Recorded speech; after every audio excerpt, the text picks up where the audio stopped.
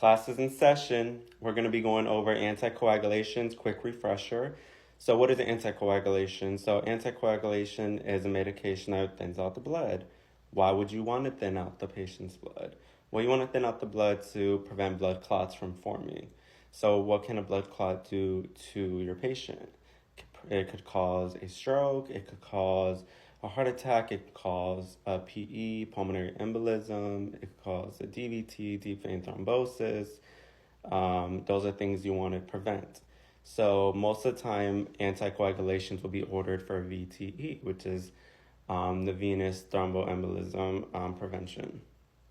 So just keep that in mind. Some types of anticoagulations will include your heparin, which could be sub-Q. It could be a heparin drip.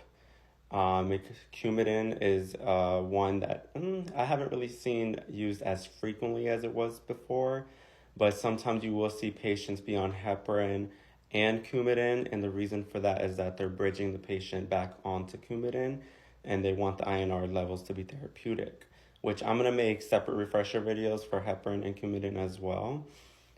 Other ones that I've seen most commonly used would be Pradaxa, Eliquis, Xarelto, Plavix and aspirin combined, like used together in therapy. The main thing you want to be careful for when a patient's on anticoagulation is bleeding. So you want to make sure the patient's educated on that, to make sure if they're high fall risk, make sure all your fall precautions are in place. Because the last thing you want is the patient to fall and really harm themselves. And then if they hit their head, it can develop like a subdural hematoma. It could be deadly. You just want to be very careful with your patients that are on blood thinners.